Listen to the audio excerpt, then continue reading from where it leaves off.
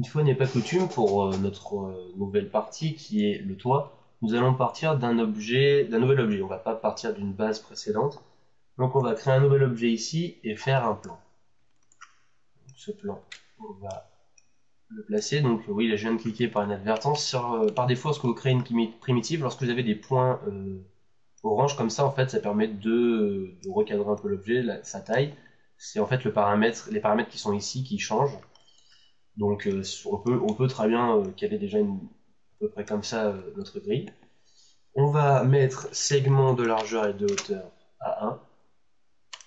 On rend l'objet éditable. C'est le niveau ici, je le rappelle. On renomme notre objet toit. Et on le place ici. Ce qu'on va faire ensuite, c'est qu'on n'oublie pas la symétrie. Donc on vient sectionner nos points qui sont là, les deux. On les remet sur 0. Et on est parti. On va prendre nos 4 points. On va déjà les remonter un petit peu pour se placer à peu près à la hauteur du toit. Et on va bien replacer tout ça déjà en vue du dessus. Donc celui-là, on va le mettre à peu près ici. Celui-ci à peu près là. On va replacer en hauteur nos points. Comme ceci. Hop, pour ce côté-là. Pour l'arrière. Il y a encore un petit décalage par rapport au plan. Pas de souci. On va placer maintenant 3 nouvelles lignes dans ce sens.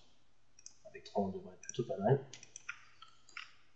Hop, on replace en hauteur déjà la ligne de symétrie. Facile à voir sur le plan. La bordure avec la portière. Voilà, on va la passer en hauteur également.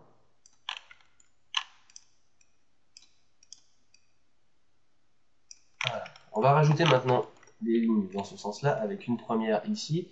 Alors celle-ci, elle va en fait venir servir à raccorder les montants. Donc là, c'est plus fin. Il faut essayer de faire une courbe qui est à peu près progressive comme ça, pas faire du droit et d'un coup, hop, revenir. Une fois de plus, vous trouverez ça plus sympa au lissage. Donc, on peut ici se donner un peu, voir un petit peu ce que ça donne en vue de face. C'est pas forcément ce qu'il y a de plus pratique. C'est vrai que là, pour ce genre de courbe, on n'a pas réellement de plan de coupe, ce genre de choses pour savoir. Donc, on fait un petit peu ça, encore une fois, au jugé.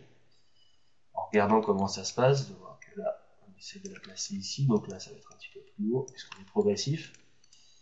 Et ben là, comme ça. De toute manière, là, une fois de plus, c'est du jugé. Et ça viendra s'arranger lorsqu'on fera le lissage. On regardera comment ça se passe, si tout semble bien clair, et on replacera des points encore une fois. Ouais, toujours. On place 2 lignes ici pour définir le dessus.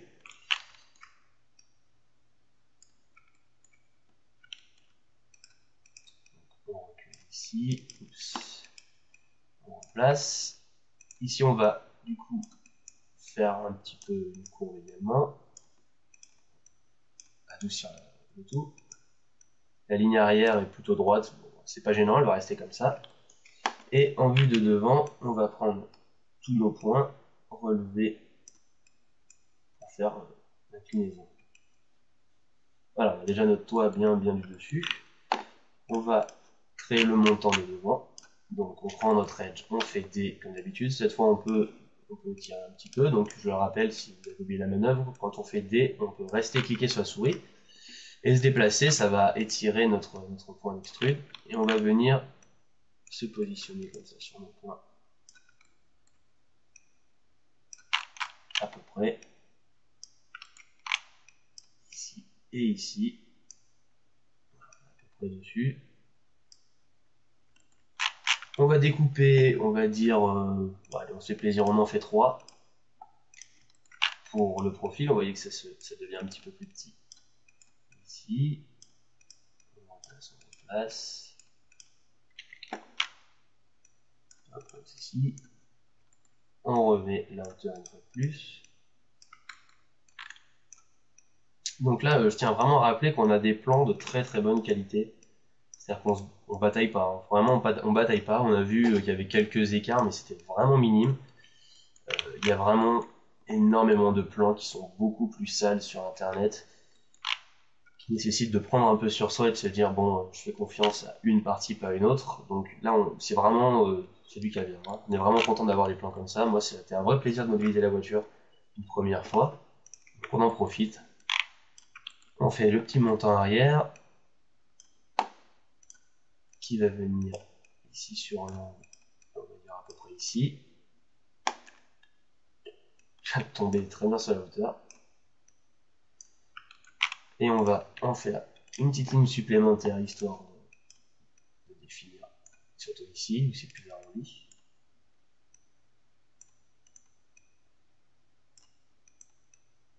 Si on va le reculer un petit peu, ne pas le mettre dans l'arrondi parce que là ça va vraiment pas être agréable. Donc on va ici, on rajoutera un polygone par la suite. Donc là on recule un petit peu. Et puis ben, je pense que pour le toit on est bien. Ce qui va se passer c'est qu'évidemment ben, là on n'a pas de raccord, hein. C'est censé être la même pièce, mais on va en fait travailler ça séparément parce qu'il y a un gros morceau qui est ici, cette aération, qui en modélisation est très dur à faire, surtout ici l'arrière. C'est-à-dire que là on a vraiment une pièce qui est assez ardue, assez technique, ça va être intéressant de voir ça.